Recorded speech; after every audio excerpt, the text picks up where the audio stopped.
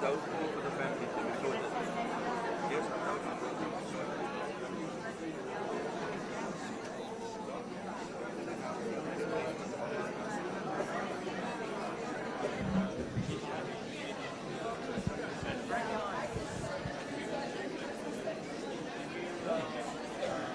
Cheers.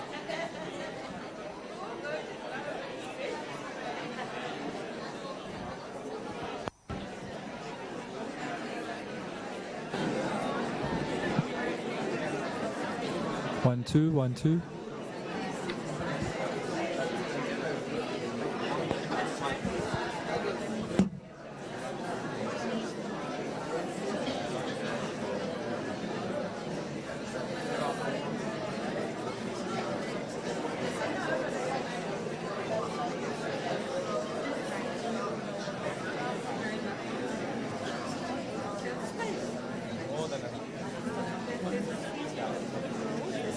Thank you so much.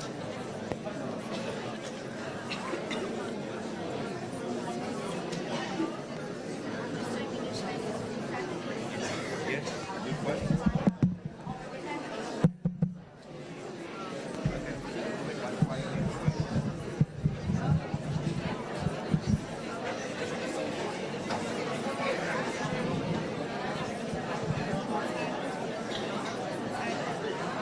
Testing one, two.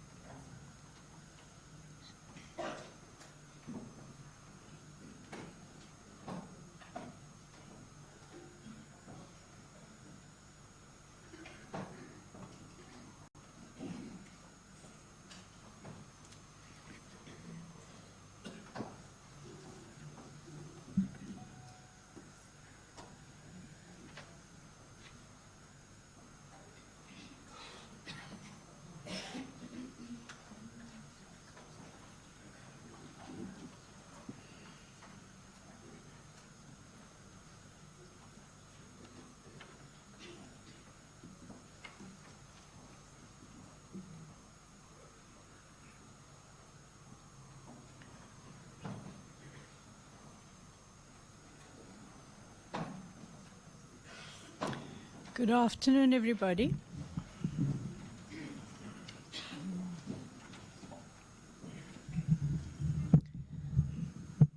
Okay, so before we start, I'd like to call upon Mr. Hector to offer a prayer. Good afternoon, brothers and sisters, and a special greeting to the bereaved family. On behalf of Pastoral Care of Groote, would like to extend our sincere and heartfelt condolences to the wife, the children, extended families, and also bereaved colleagues. Let us pray. Good afternoon, everyone. May I ask that we bow our heads in prayer? Our Lord, we acknowledge your presence here and come before your throne this afternoon as family, colleagues, and friends of Prof. Mayosi. We are here to cherish our memories of him. We want to honor his life and honor him and support one another as we grieve his passing. A passing from life here with us to everlasting life there with you, O Lord. God, thank you for Prof. You formed him, you knew him, you walked with him through life. And even now we have confidence that he is in your presence. Thank you that you are a God of mercy who promises to comfort us in these moments and in weeks and months ahead. Please bring comfort and mercy to us, and we fondly cherish the memory of Prof. In the mighty and holy name of Jesus we pray. Amen. Father, we thank you for this mercy and grace that you've bestowed upon us, Lord, to celebrate a gentle giant. I pray, Lord, that you will now come and bless us with your sacrificial love. Bless us with your perfect peace. And Lord, bless us with an inexpressible joy that will enable us, Lord, to celebrate a life, Lord, of a remarkable person in our lives. I pray, Lord, that you will now come and strengthen us and the bereaved family and give guidance and insight, Lord, to the program director in the mighty name of Jesus Christ. Amen.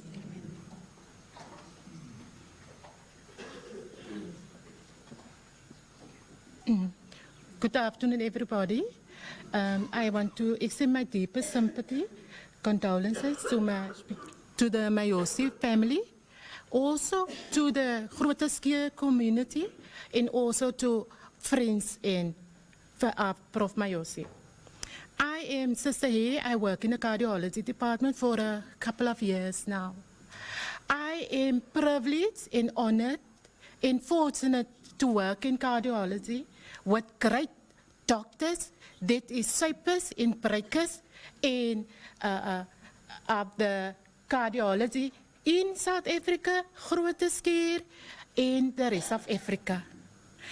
I met Bongani. I call him Bongani. I met him 30 years ago.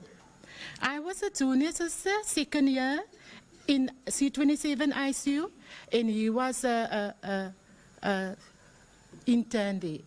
He came there, I was on night duty. He came and he introduced himself. I'm Bongani, and I said I'm Naomi. But every time when he conversed with me, he called me sister. And he was a doctor, says few doctors that you can remember through your career in your nursing, where they made an impression on you. And Bongani was one of that person. He made me what I am. There was a respect that I realized that doctors they are professional. I respect them for how highly they're educated, but they are also human people, brothers, sisters, and sons. And that is what we appreciated of him. Then I met Bongani again in C26 ICU, and there we also had this bond.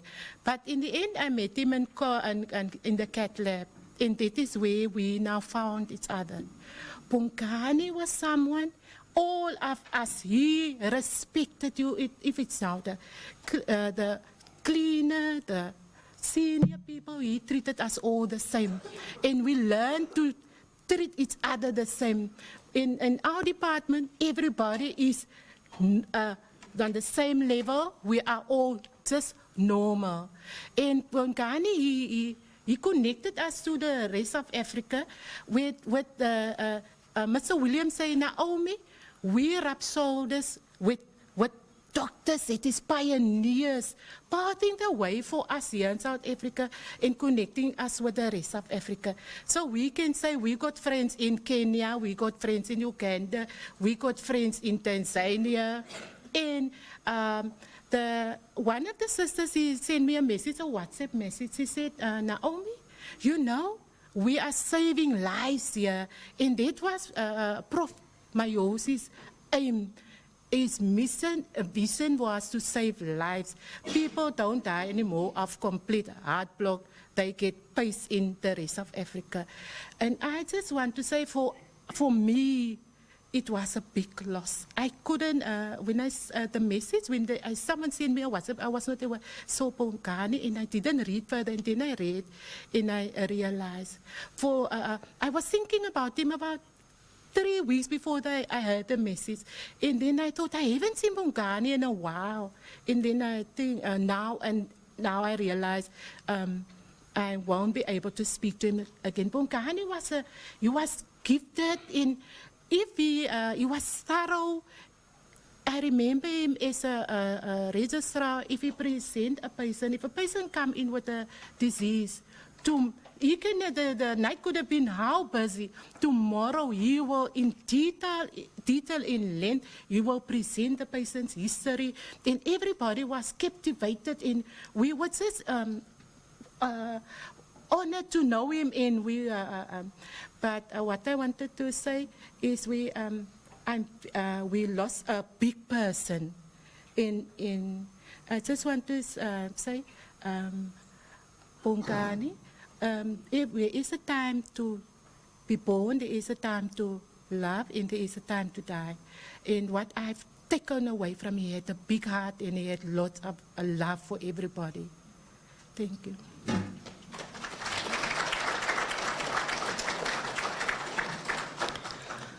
So I do apologize, Sister here jumped the gun before I could formally open. But she was quite anxious and wanted to speak quickly. So I think to start, maybe, to the Mayosi and the Khumalo families, just to say on behalf of Groote Hospital and the Faculty of Health Sciences, we offer our deepest condolences on your loss. Your loss is our loss as well. And I think what you see today is testimony of what everybody is feeling. So, as we start the program today, I also want to acknowledge the presence of all of you here today, particularly Dr. Beth Engelbrecht as the head of department in the Western Cape, all the deans and deputy deans of the various health sciences faculties and other faculties within the different HEIs. And in particular, I want to acknowledge Professor Wim de Villiers, who was the ex-dean of the Faculty of Health Sciences. And then all heads of department of all the different departments and divisions at Groote and other hospitals. And again, I would particularly like to acknowledge Professor Stuart Sanders for being here today as the ex-head of department in medicine.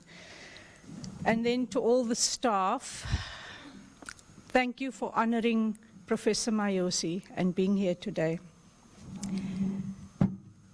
In particular, I want to thank the family for allowing us this opportunity and agreeing to our request to allow the hospital to express some of what the staff are feeling right now.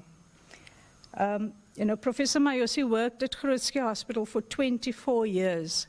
He started out as a senior house officer in 1992 and then did his registrarship, and he worked in cardiology. And I think you heard from Sister Hare, who knew him from those early days already. And in the last 2 years, he was the Dean of the Faculty of Health Sciences. So he's got a very close and long relationship with Groote.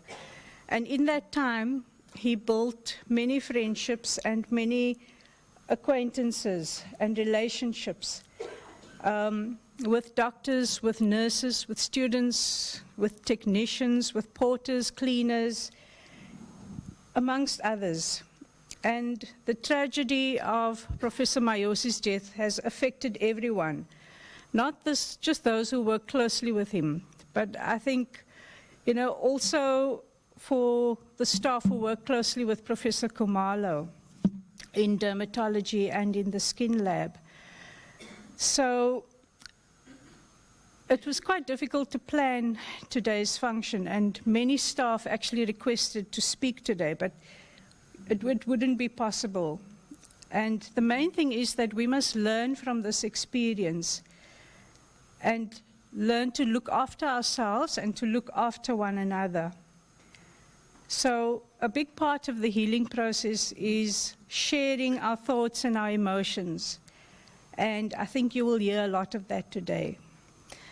So to start off the program, I'd like to call upon the head of the Western Cape Department of Health, Dr. Beth Engelbrecht.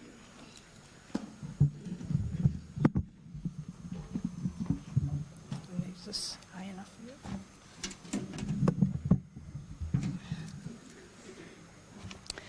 Good morning, everybody. I think it's still a bit low.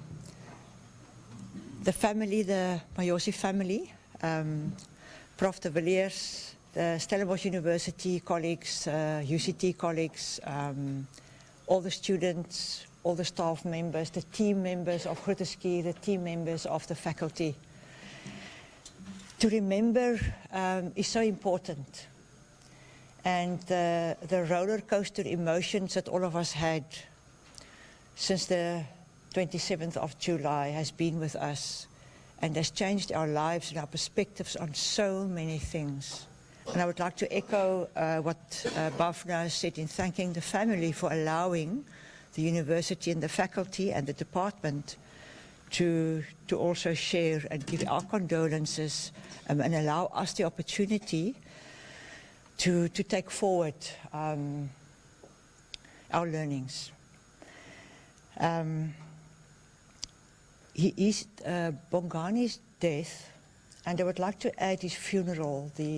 Those who had the opportunity of attending the funeral on Saturday must be a turning point in our university, in our relationships, in our department, in terms of how we relate to each other, how we treat each other, how we are kind to each other. And if we differ, how do we do that? It cannot go without us making changes in those aspects. The profound sadness that we experience is not a match to the pain of his wife and family, and we recognize that. The one consistent theme in all the conversations that I've been has been, what meaning do we make of this? And what do we learn from this? And I'm going to take a few aspects of that question. Thank you. The first one is, over the past few days, the story of his life has been told from various perspectives. His sister, how he took her at the age of 3 to school. How he in Transkei matriculated, how he met her on the bus and they never separated since then. the love that they had as a family. All those stories came through, and I was wondering, to what extent do we know each other's stories? To what extent are we sufficiently interested in each other's stories? Or do we all have these screens through which we look at each other? And can we start showing more interest in each other's stories? Another aspect that emerged over the past few days was the way that he had relationships and his character. With his wife and his family, the pictures were shown of fun and love. He had that little green tie on. It must have been a nice story of that one, but it just showed that the fun that he had, his unfailingly warm, friendly, cheerful, and helpfulness. That hairstyle, I believe, that didn't change ever. And that warm smile. But in those relationships, to what extent were they to the depth that we could pick up? That, you know, from our perspective, clearly the family did pick it up, but how did we pick it up, and how do we build our relationships? And how do we less bother about our hairstyles and more bother about each other? He was a caring person, and he had a particular approach to societal matters. He loved humanity. He particularly had a fondness for poor, vulnerable people. That is what we stand for. This is what the difference is that we need to make in our lives. And he assisted specifically, I believe, to support black students. He called them people who look like me. And the key issue is that if that is such a particular issue across all universities, how do we support students that need extra help? I'm not going to lift up particular groupings, but there are students that need particular help, and who are there for them? And he also has been quoted to say that we need to invest in our best and brightest people so that we are world leaders on our own problems. Then as an academic, everybody knows he had NRF A rating with a sharp brain. He believed anything is possible, especially in South Africa and in Africa. He was principled, did that study across 16 countries. I'm not going into the detail, but that hunger for discovery, that focus on students, that focus on meticulousness. And the question is, do we have sufficiently a hunger for innovation, for critical thinking, to improve practice and to make impact? Yet being an academic brought certain stresses in terms of excelling, in terms of being good, in terms of being successful. It raised the bar in terms of expectations of others, but also on himself. And again, how do we, if you look at academic leaders, what the challenges are? So he has been striving for excellence. That has been mentioned also very strongly at his funeral. His one daughter was quoted, she said that, you know, when I scored 80% for a test, it was very kind. And he said, wow. But he asked what happened to the other 20. So that value of excellence is so important, and that value that is also put in his family, precise, punctual, meticulous, and routines that build trust. He was obsessed with the need to succeed. And then Mr. Pichana at the funeral also said, success can be a lonely place. And vulnerability for us should be a strength. Very often, people who are in senior positions, they don't, you know, there's a fear of showing vulnerability. And we need to believe that that is also a strength. Then as his illness, so apart from his absolute drive for success, his illness of depression also drove him to loneliness and isolated him. And what, you know, clearly the underlying contributing factors has been mentioned several times. How students vandalized his soul, the vitriolic nature of student actions, I'm quoting from Saturday, and all of these were offensive to his core value. Since then, the South African Association for Anxiety and Depression has received a 40% increase of calls of people who who are experiencing similar and they're seeking help that fit that profile. And they might sit amongst us, they might sit in your classroom or in your office. So how do we build our relationships? What's our values of caring and kindness? Then the issue of reflection. I was so encouraged by the UCT Council input on reflection and asking the question, what did we miss? The question is, reflection is such a good thing, but what do we learn from that and how do we translate that to action? To become a learning organization as a collective, we need to say, how do we collaborate more? How do we learn from our reflections and how do we ultimately take action? And there's a lot of learnings that must be translated to action. He was also a dedicated Christian with strong faith. You also heard that very strongly coming through. He knew where his strength came from. So to his family, thank you for sharing him with us. We know that you made sacrifices for him to be available to us, for supporting him. But let your loneliness be comforted by fond memories, by taking forward the baton of love, excellence and faith. Your loss is our loss. All of us feel cheated. So we lost Bongani, but not his shine. We lost an icon, but not his impact. We lost a leader, a researcher and a teacher, but we're not losing those leaders, those teachers and those researchers that he developed. Let us take the baton forward. Let us celebrate. I recall also at one of the memorial sessions, we were reminded that on the 27th of July was the eclipse of the moon.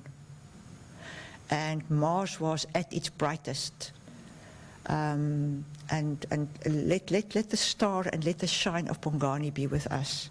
So could I ask, I've asked Primrose to join me, and I think the choir as well, just to sing the chorus of It Is Well With My Soul. Let us all look after our souls. Let us take care of ourselves and the people with us. Primrose, thank you very much for helping me with this one.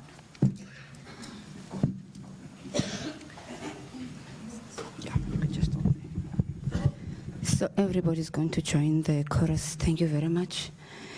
It is well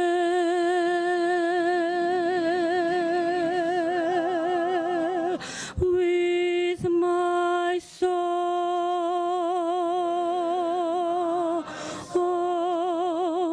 It is well.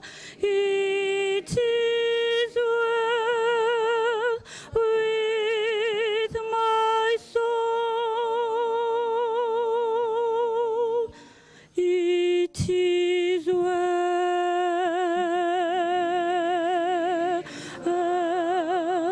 with my soul.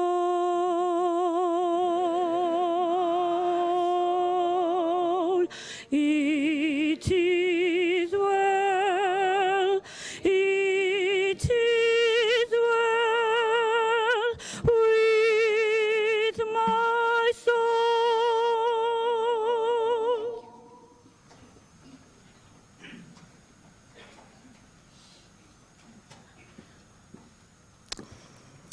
Thank you, Primrose. And thank you, Dr. Engelbrecht, for sharing that with us.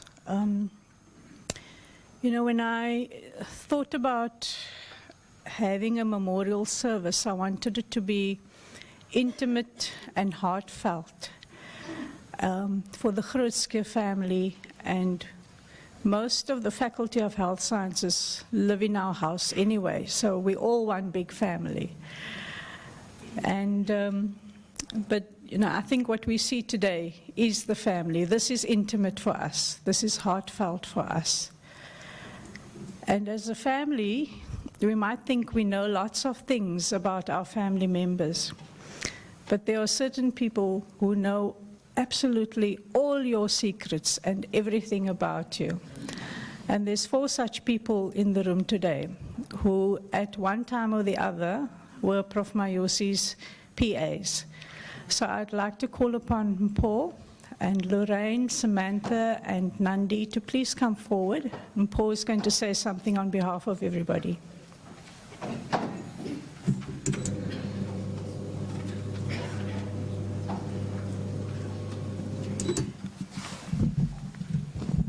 Thank you.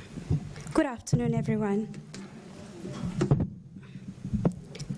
Special greetings to Nonhlanhla, Magogo, Vui.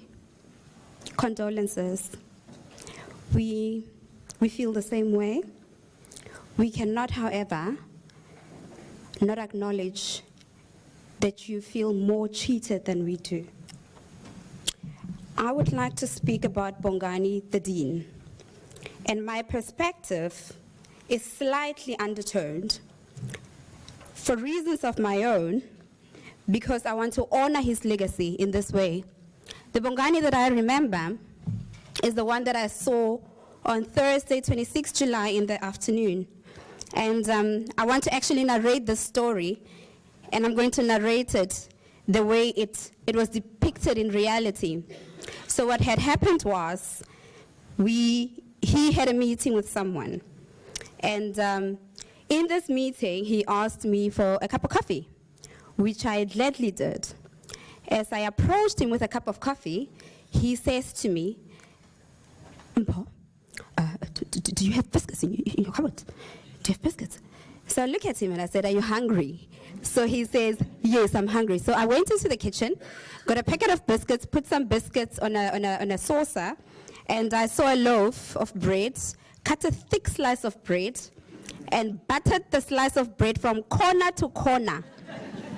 And I brought both plates to Bongani, and I said to him, "I'm going extra today.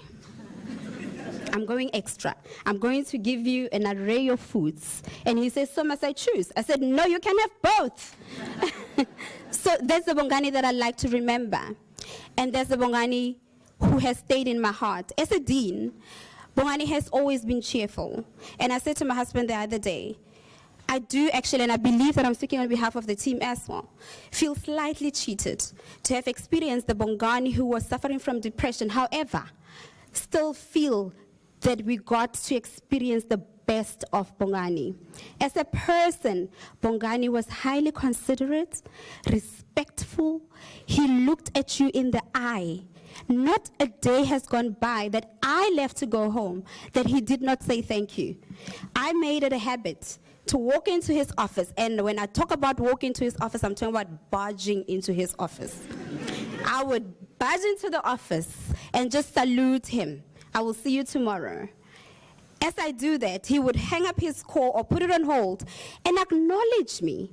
And it's so interesting how consistent that is with everybody. All the conversations that I've had with people, everybody speaks of the consideration. Everybody speaks of how they feel respected, how they felt regarded, how they were acknowledged. This was a man of honor, a man that I looked up to. And I want to share, in addition to what I've already shared, a little story of when I used to bring my kids to work when I worked late. So on this particular day, I brought my son who took a particular interest in interviewing him for a school project. So I decided to use the opportunity. I mean, hello, I'm there. And my son walks in, and he's very nervous, and he says, so must I say Professor, or must I say Mr. Mayosi, or what must I say? So I said, look, I can't tell you what to say, just go in there and do your thing. So he went in there, and he spoke. So I think one of the questions that Bongani asked him was, can he speak Vernac? And so he comes out, Bongani comes out and says to me, you know what? You must use your home language when you're talking to your children. Do not use English, because if you don't teach them about their culture, you're letting them lose everything. And I will never forget that. I will never forget it. And in my heart, I keep those lessons. They are those of humility. They are acts of kindness that he demonstrated day by day. There are words, choice of words that he used.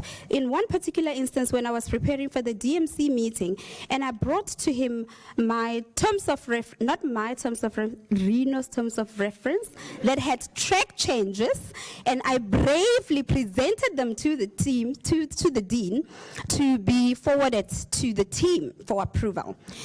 track changes on the right, and confidently I gave it to him and I said, okay, this is the version that I'm going to circulate to the team.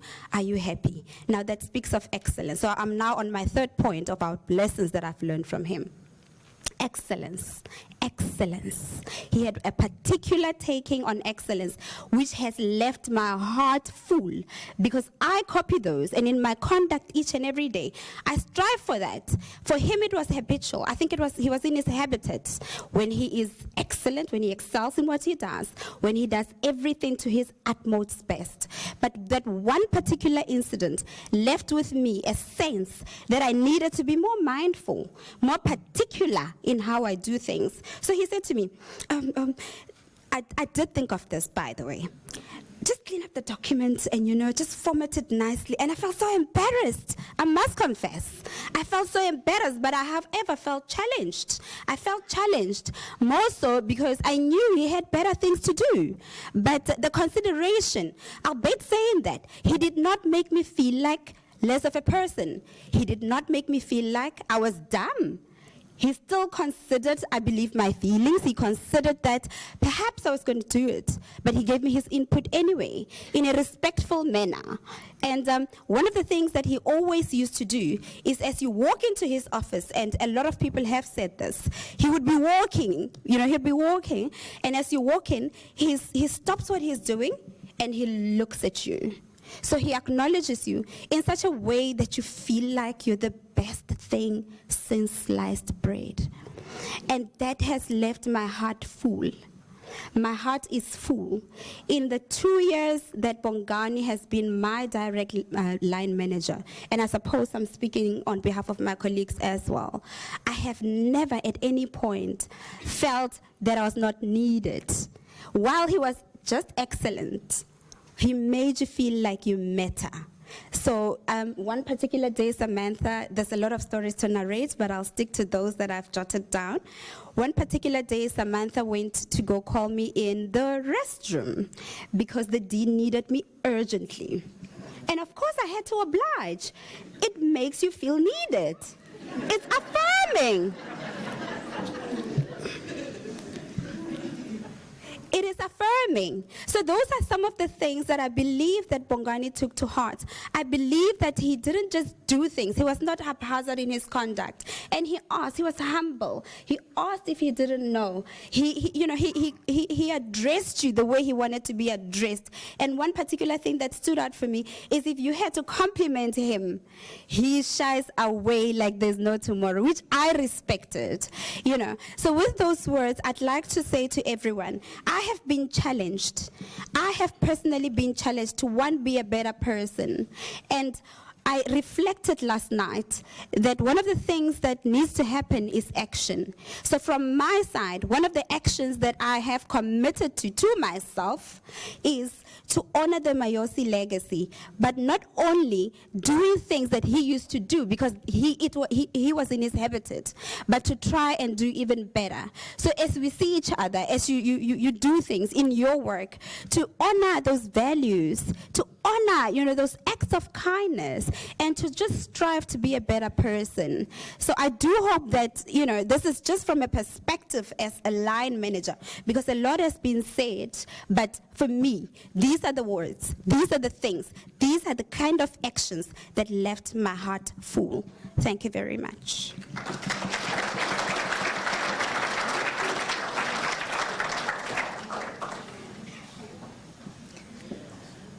Thank you very much, Mpho.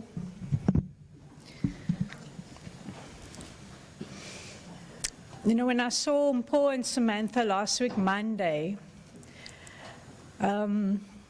they just couldn't stop crying. And I think what you shared today, Mpho, is part of the healing process, to share and to talk and to show emotion. It's a good thing to share emotion. But what I've also learned over these past few days is that Bongani used to dance, and he loved singing and singing songs of praise. So I wanted to ask Primrose to please come back. Alpha and Omega.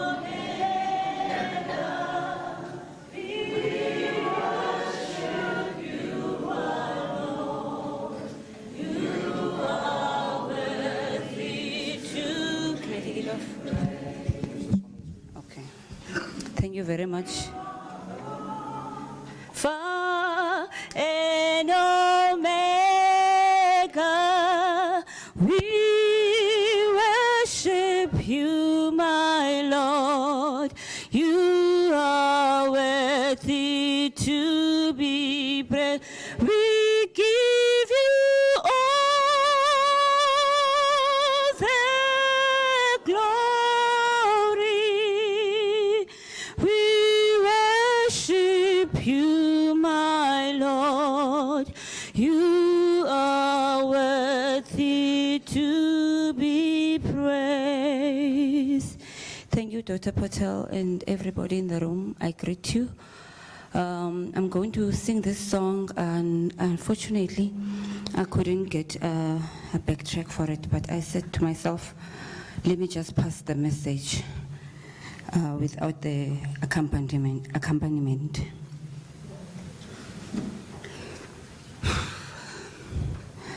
May the road rise to meet you.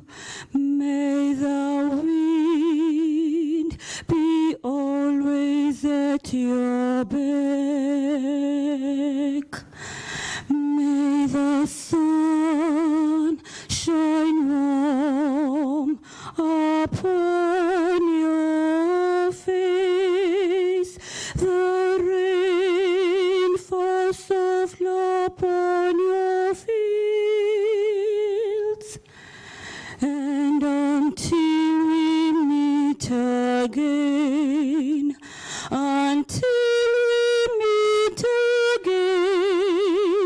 may God hold you in the palm of his hand. May the road rise to meet you. May the wind be always at your back. May the sun shine warm upon your face. The rain falls softly upon your fields. And until we meet again,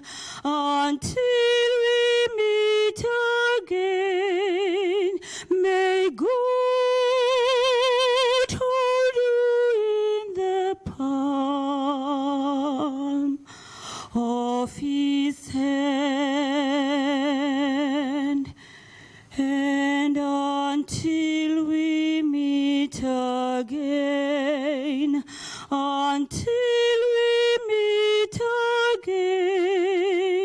may God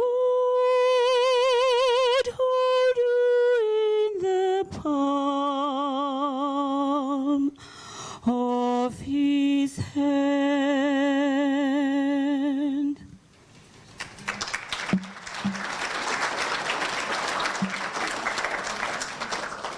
Thank you very much, Primrose.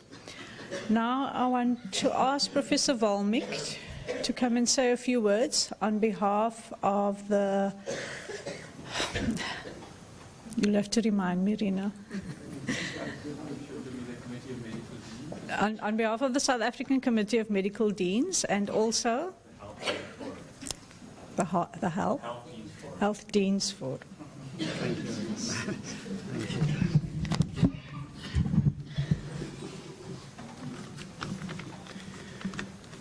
The Mayosi family, Dr. Engelbrecht, distinguished guests, colleagues, and friends, good afternoon.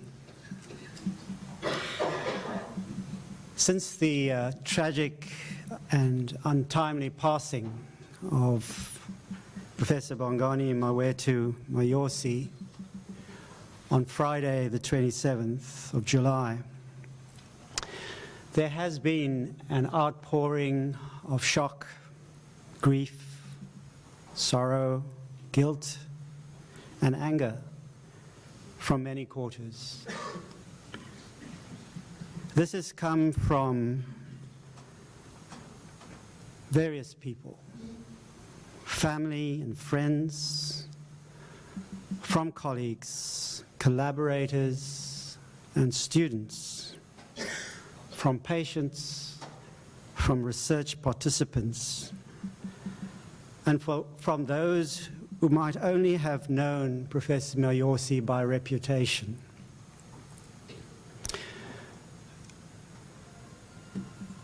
Different people have said different things, and we don't all agree on everything. And none of us really know exactly what happened and why. But the one thing that we can all agree on today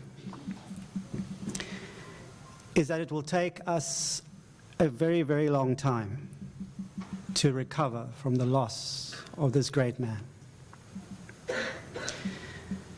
During the past 10 days or so, there have been many tributes from around the world that have mentioned his many great achievements as a clinician, a scientist, a mentor, leader, a change agent, and a family man. I'm grateful today for the opportunity to add just a few words of gratitude for the life of our dear friend and colleague on behalf of the Health Deans Forum, which consists of the deans of the faculties of health sciences, of UWC, of CPUT, of UCT, and of Stellenbosch, as well as the South African Committee of Medical Deans from around the country. But perhaps I should begin by just drawing on some words that have already been expressed by Professor Martin Vella, who is the chair of the South African Committee of Medical Deans. When he offered tribute last week, I think it was, at UCT, he said the following, and I quote, "While he," that is Professor Mayosi, "was one of us, he also was the epitome of an outstanding academic, and in particular, an academic clinician, a rare breed. He deservedly had a reputation that rivaled the very, very best medical academics South Africa had produced. Because of his passion for research and innovation, he also ensured that committees were committed to this ideal despite many, much more pressing challenges. What, however, also characterized his contribution was his zeal to help address the public health crisis facing this country. This he did by never compromising in his belief that clinical excellence is the primary pillar of a good healthcare system. He, however, went well beyond this in ensuring that clinical research, particularly translational, at the coalface was essential in achieving an equitable healthcare system in this country. And finally, Bongani was frequently asked, often because he ensured that this would happen, to address many of the important challenges in healthcare facing this country. He truly served the people of South Africa and aptly received the country's highest recognition for this. These words find resonance in all of our hearts, I'm sure.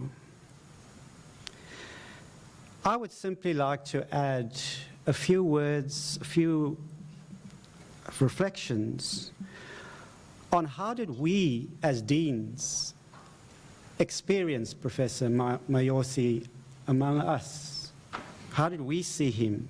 What impact did he have on us? I'd like to sum this up with 3 words.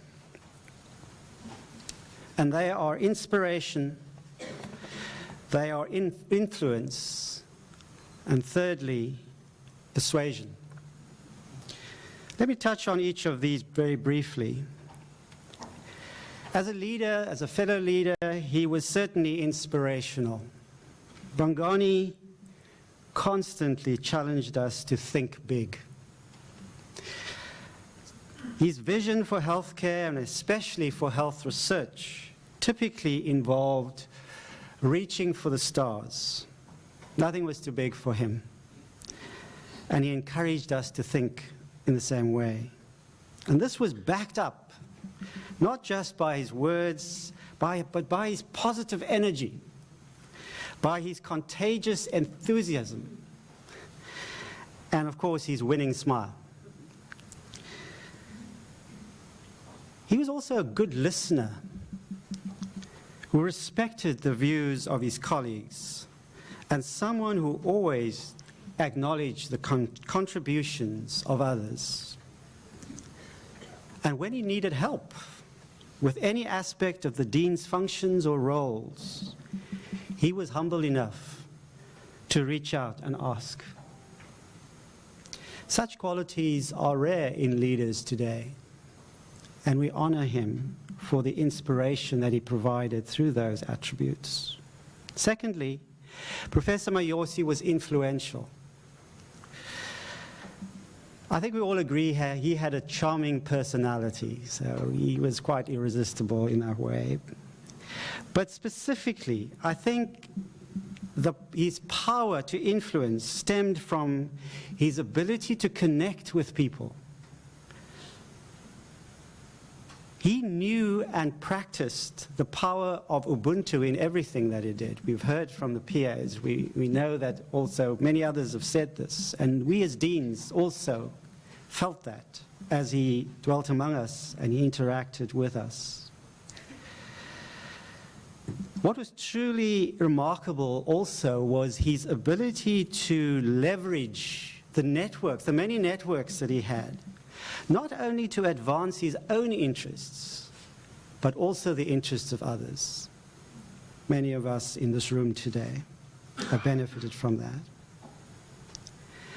And then in terms of persuasion, his persuasiveness, he was certainly a font of ideas, mostly good ones, but he also had the ability to put across those ideas in a clear and concise manner. He wasn't one who talked a lot. At committees, he listened a lot, but when he spoke with such authenticity and authority that we all listened and he could persuade us. He was always confident in what he said. He was also assertive sometimes, but he was never pushy or aggressive in what he said or did. So, as deans, as fellow deans, we will certainly miss Professor Mayosi's presence, his charm, his wit, and his wisdom. But we must all continue. We must go forward. And as we go forward, I think that there are two things that, as deans, we would encourage each other, and of course this audience also, to keep in mind. The first is, we need to keep his legacy alive. And we must do that through emulating some of the beautiful attributes that he had. We need to do that through continuing the vision that he espoused. We need to do that by making a stand for the poor, as he did, for improvement of healthcare, for advancing research, for transformation, all the things that really he was passionate about. I think we would honor him by continuing that legacy. But also, secondly, I think we must also use this as an opportunity to learn. What do we learn? And I think others have already touched on this. What do we learn from this horrific experience that we have been going through? And there are probably many lessons that we need to learn. But perhaps I would just emphasize the one thing, and I speak among carers here. We care for others. Do we care enough for ourselves? Do we look after ourselves enough? Professor Mayosi, as we know, suffered from depression. And as health professionals, we are very concerned, and we see an escalation in the prevalence of depression and other forms of mental illness among our students, among our colleagues, and among our leaders. Let us work even harder to promote mental health, to destigmatize mental illness, and to ensure that appropriate care and support are available and used.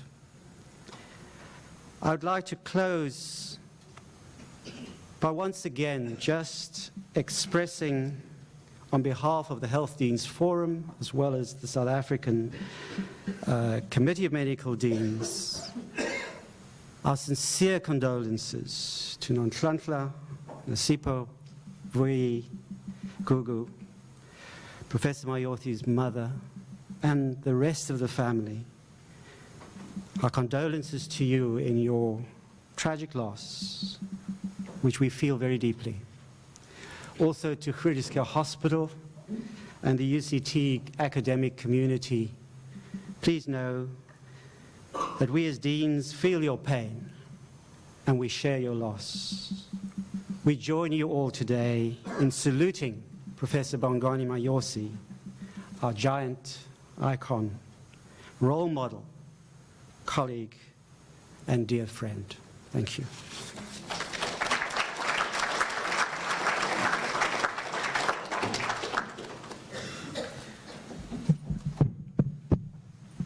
Okay. The next speaker is Professor Mpiko Nseke, who's going to speak about Prof. Mayosi as a friend, as a mentor, as a colleague. I think everything. No?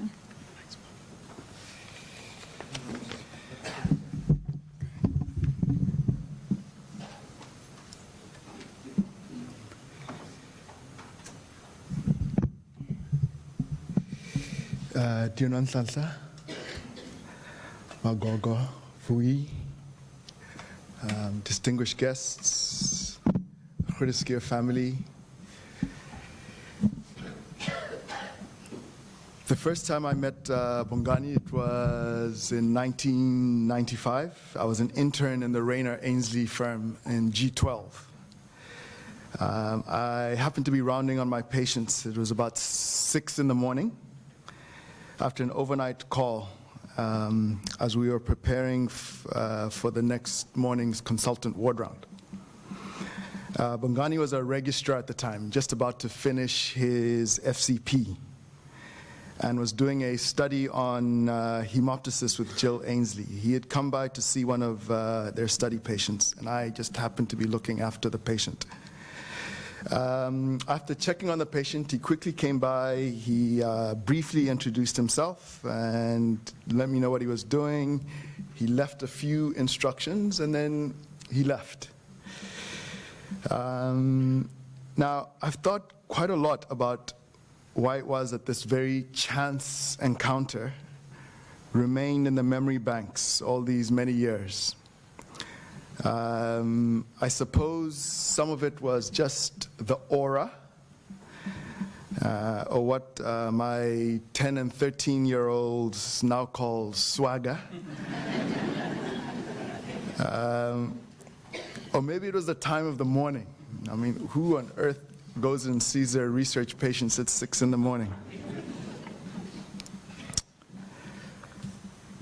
But little did I know that over the next 23 years, he would go on to be my consultant, my line manager, my PhD supervisor, my mentor, role model, counsel, at some stage my patient, my neighbor and Sunday running partner, and someone I could really call a dear, near friend. About the only thing I didn't try and learn from him and imitate was how to move on the dance floor. But that's a story for another day. Much has been written and shared about his brilliance, his incomparable work ethic, his many achievements and accolades. But like many of you in this room, it was his profound humanity that has left the most indelible mark on my memory and on my being. And I thought today that in honoring that memory and his many contributions to the Groote community, today I thought it would be important to highlight the tremendous humility and grace with which he dealt with many of the challenges, conflicts, and adversity that one experiences with so many years at the helm. I mean, a lot of what we've spoken about is, you know, the other side, but of course he had those. Bongani absolutely loved Groote Hospital. He loved the cardiac clinic, the Department of Medicine, and the University of Cape Town. He arrived here, as you've heard, in 1992. He completed his FCP in 1995, and then moved on. And after a few years of being a senior registrar in cardiology, he then went on to Oxford, where he graduated with a DPhil in 2005. Now, here's something interesting. Amazingly, neither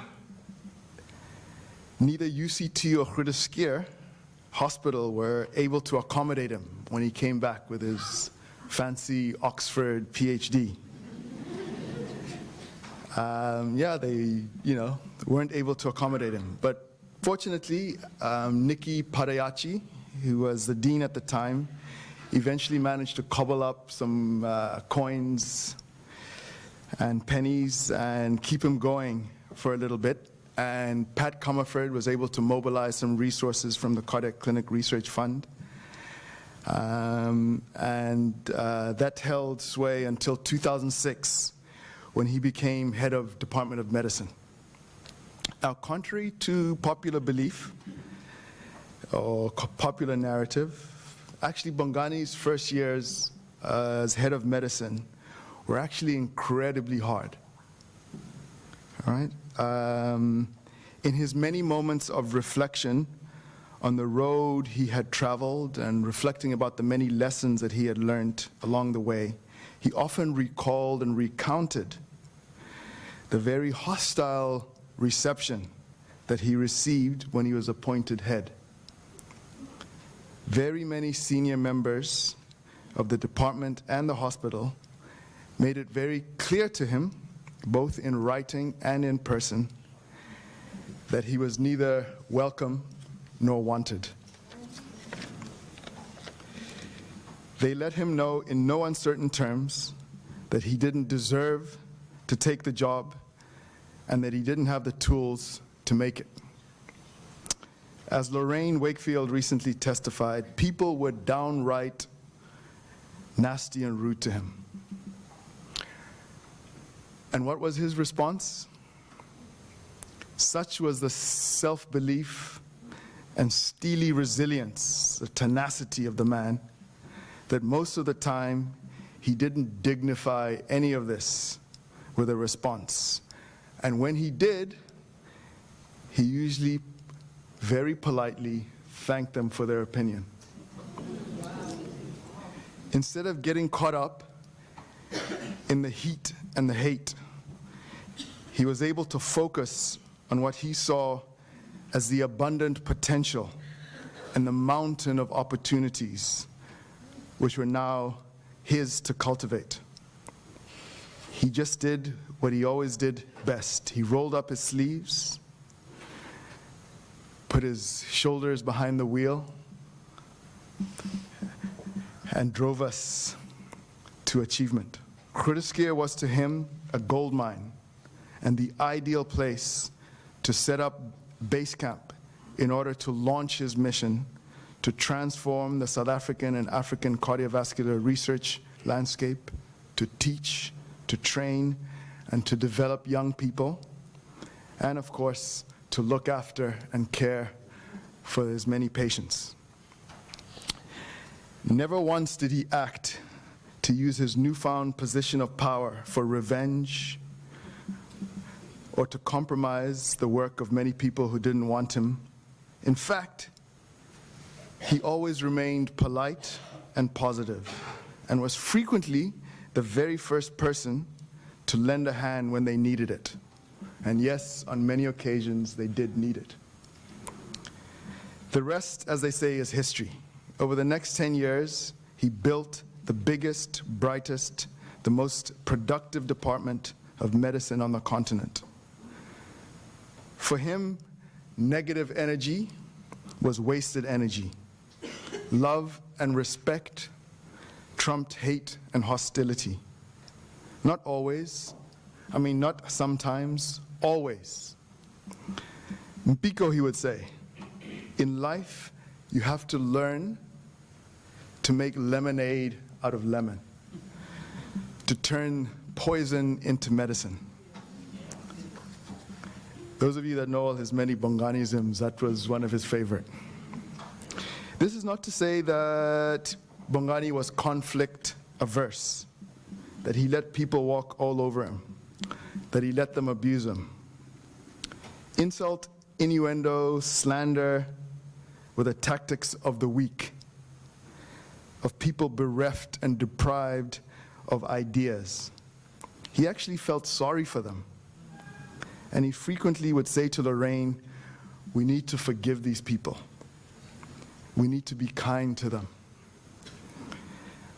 On matters of principle, however, he fought like a bulldog. When he felt that the provincial austerity measures and the budget cuts were compromising service delivery and patient care, he was the one who mobilized staff and led them in protest.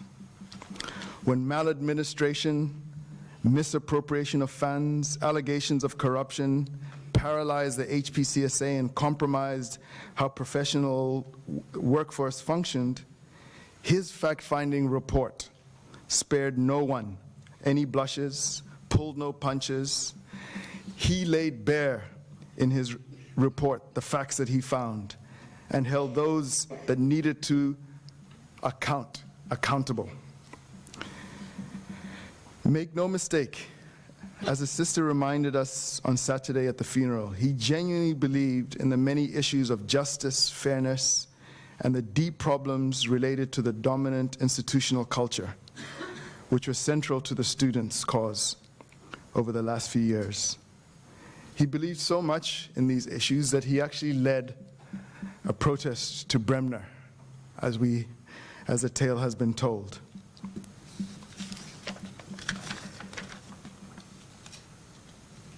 In all of these instances, it was important for him to contest respectfully, engage honestly, being sure to never take things or make things personal. As a leader, it was matters of substance which were much more important than issues of style.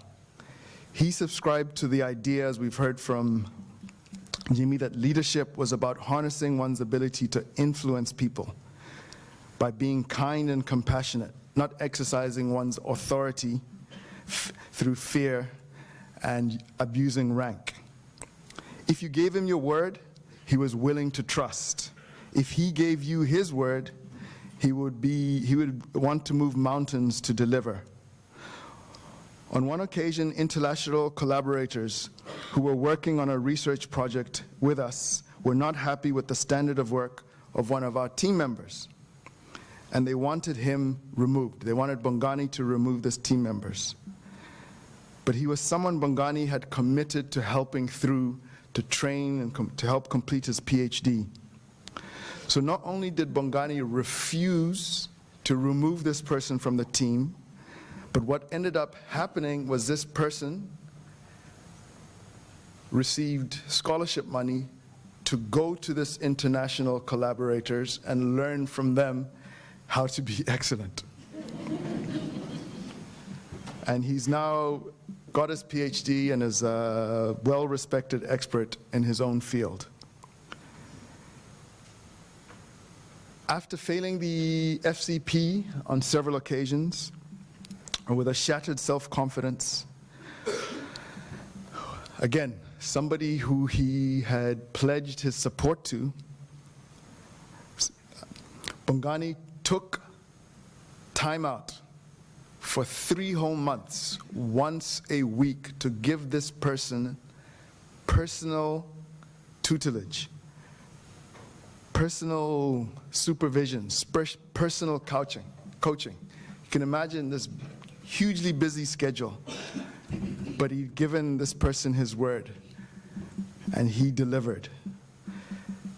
He's now a confident, competent physician with a thriving practice. There are clearly many lessons to be learned from the life of this great man, whose very sad battle with major depression deprived him of his ability to access many of these incredible internal resources when he needed them. In closing, I wish to share the following reflections. Some of you will be familiar with David Brooks' writings on the road to character. In the book, he references a Jewish rabbi called Joseph Soloveitchik, who himself wrote in the 60s about modern human beings' great struggle to juggle what he described as resume values and eulogy values. Simply put, the resume values are the things that we put on our CVs. And they include how many degrees we have, what great skills we possess, how many papers we've published, how many prizes we've won. The eulogy values are what we want people to say at our funerals about us. They describe who we are as human beings, our depth, our nature, who and how we were in our relationships. And they ask questions about the degree to which we were loving, respectful, and compassionate. Sadly, the two value systems seem, on face value, to be in conflict with each other.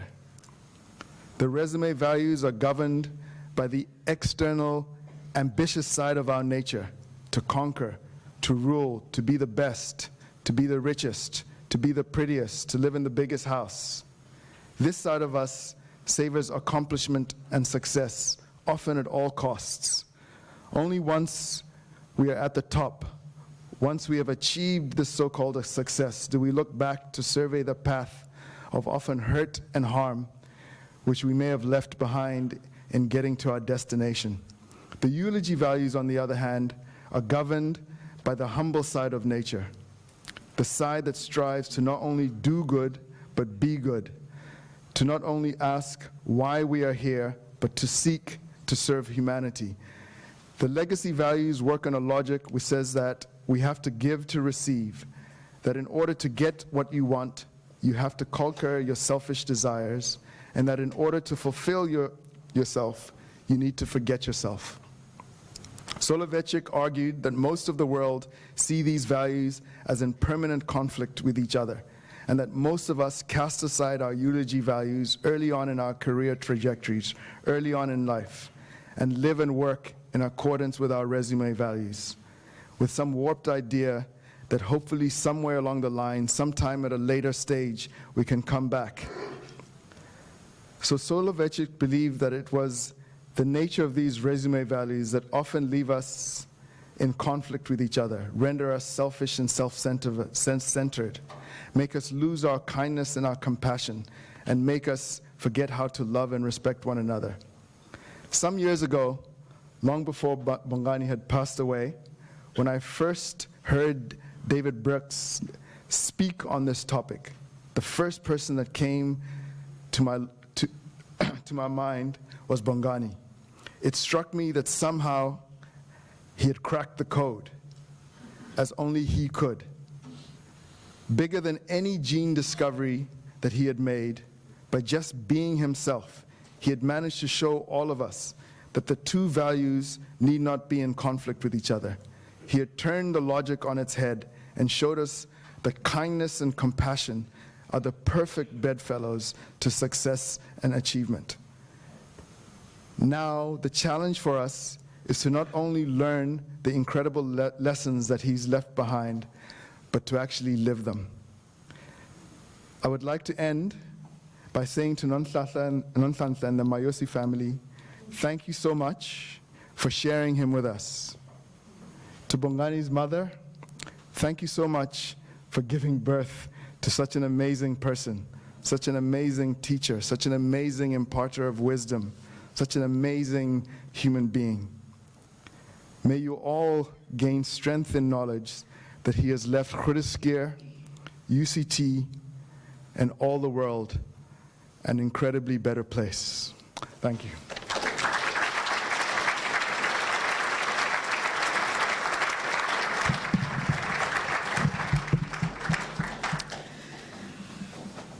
He was indeed an amazing person. And last week, Wednesday, I joined the Department of Medicine just to share everybody's experiences on Bongani. And Dr. Jacob wrote a poem for Bongani.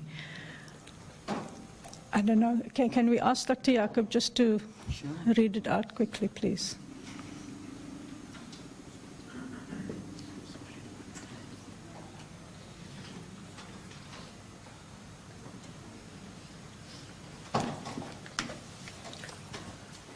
My condolences to the family. May you find solace and peace in this very, very difficult time. A few inadequate lines. A tsunami has devastated our faculty. The death of a colossus, an incredible calamity. How do we assuage a nation's grief?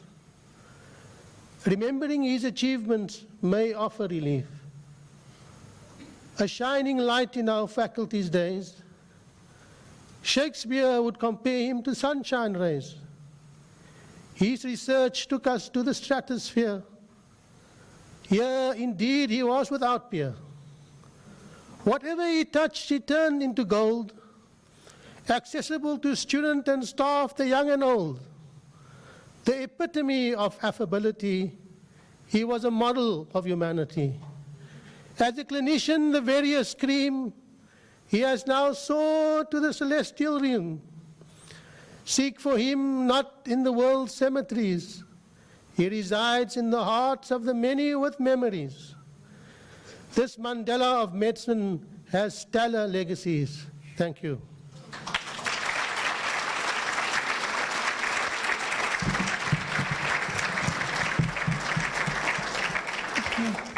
Our last speaker is our current acting dean, Dr. Rino Morar.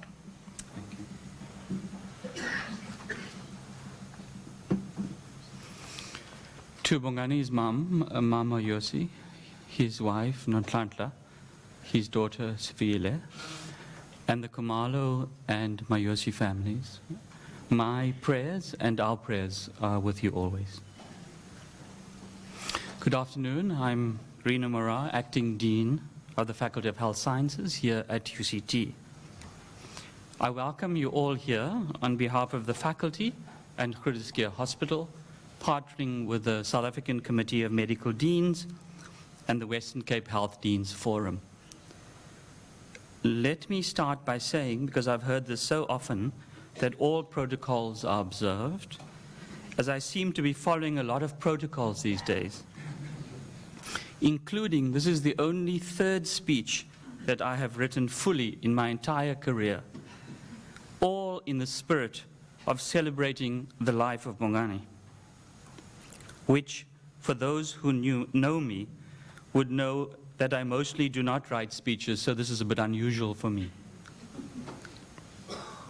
I choose to give you this tribute much more from a personal perspective, and indeed this on behalf of our family, Meilin Shanking, and my 2 sons, to whom this icon, Professor Mayosi, was simply Uncle Bongani.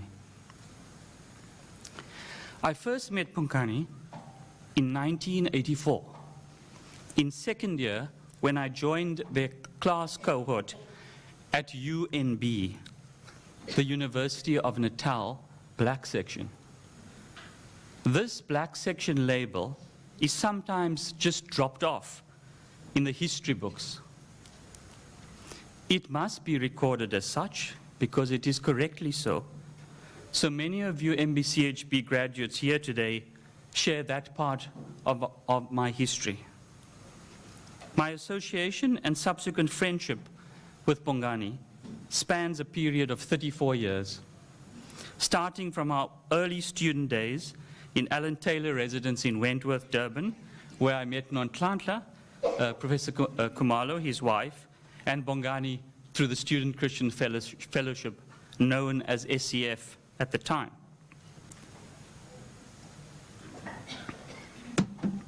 Accommodating us black medical students and black upper campus students at Alan Taylor residence, a revamped police barracks next to the oil refinery, was just unacceptable, to say the least.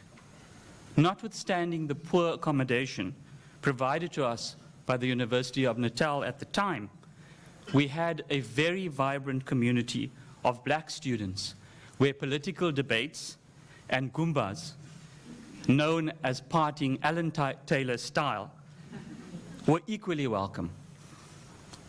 At Bongani's funeral service this past Saturday, I was reminded of that very vibrant and special period between 1984 and 1989.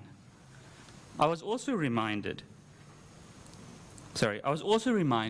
of our special SCF community when I was chatting to Siazi Mda, I thought he was going to be here today, and his sister Liziwe Mda, who were also members of SCF during that time. As was Bongani's wont, and as was his very essence and being, Bongani's funeral service this past Saturday presented all of us with the immense privilege of connecting and reconnecting people and relationships. While we were immensely sad on Saturday, our hearts and souls experienced the amazing connection of our common humanity. This a testimony to who Bongani was and will always be.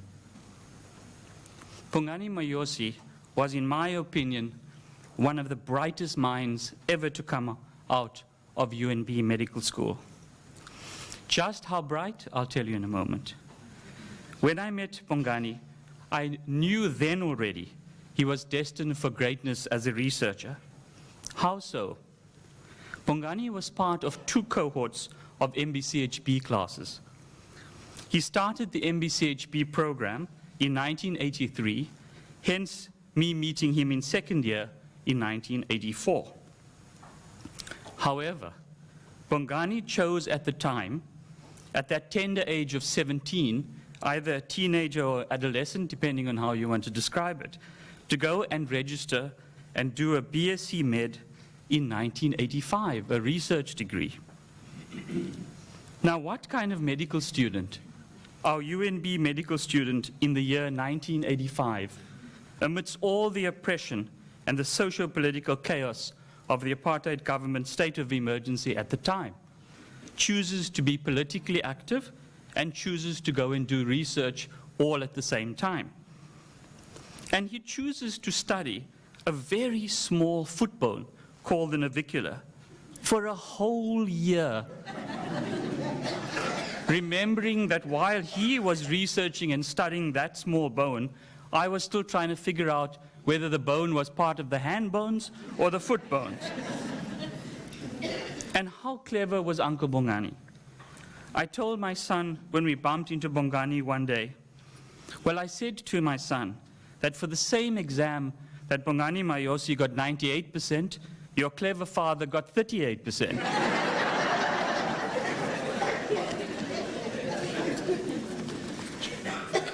My other privilege of note was that one night more recently, at a formal university function, when I was sitting right next to Bongani, I will never forget, and you probably all know, that wide, bright, beautiful smile. That smile appearing after reading a cell phone message, and then he whispered to me that his group had discovered that gene. The new gene that is the major cause of sudden death among young people and athletes. One of the only areas of his life that I knew Bongani to be of indifferent distinction was when, by my own invitation, he joined our over-40s action indoor soccer team.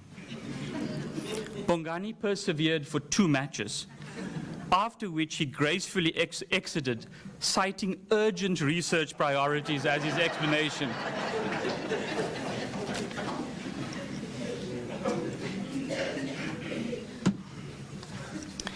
Bongani was indeed a man who concerned himself with matters of the heart.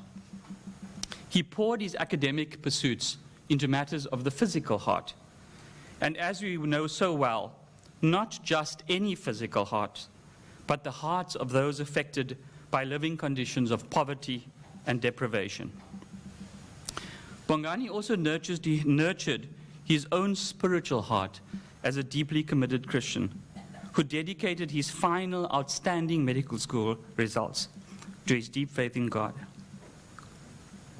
And he urged and inspired others to incline their hearts towards a relationship with God. He also had the most romantic of hearts. He told us one day, and I think very few of us can do this, how he remembered exactly what Nonhlanhla wore the day he first set eyes on her. And as we know him, he wasted no time in making sure that she had eyes for no other man. Theirs was a love affair that continued for all the years of their relationship, about 35 years. And throughout these years, he pursued and nurtured the relationship with the love of his life in the most romantic of ways, or so I heard. So in honor of Bongani, for a man to whom the heart mattered a very great deal, this poem by E.E. Cummings is for you and Nonhlanhla, and for all of those and us who loved him and admired him. I carry your heart with me. I carry it in my heart. I'm never without it. Anywhere I go, you go, my darling. And whatever is done by only me is your doing, my darling. I fear no hate, for you are my fate, my sweet. I want no world, for beautiful you are my world, my true. And it's you are, whatever moon has always meant, and whatever sun will always sing, is you. Here is the deepest secret nobody knows. Here is the root of the root, and the bud of the bud, and the sky of a tree called life, which grows higher than soul can cope or mind can hide. And this is the wonder that's keeping the stars apart. I carry your heart. I carry it in my heart.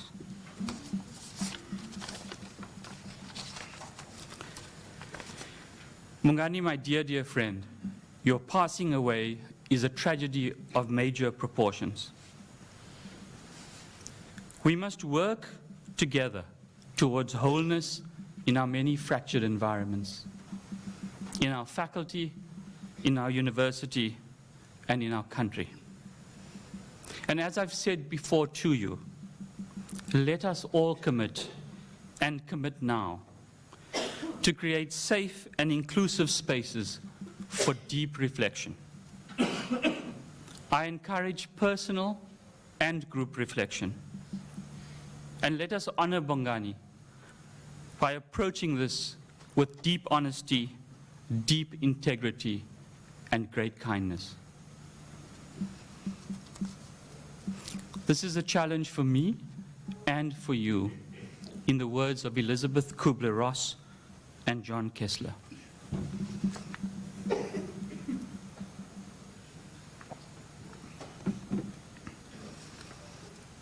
The reality is that you will grieve forever.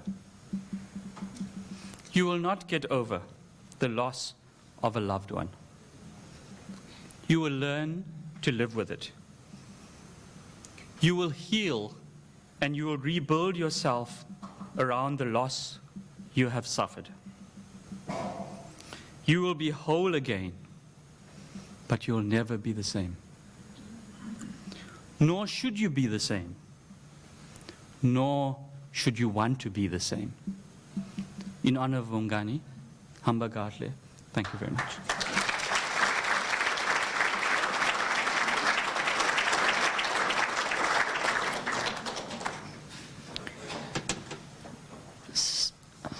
Family members of Groote Hospital and the faculty, thank you for coming together today to honor Professor Mayosi. Every achievement in his life was one of excellence and brilliance, as reflected in his love for his family, his love for clinical service, teaching and research. But we also faced with the reality of his death, which is quite a hard knock to take. But we will remember him.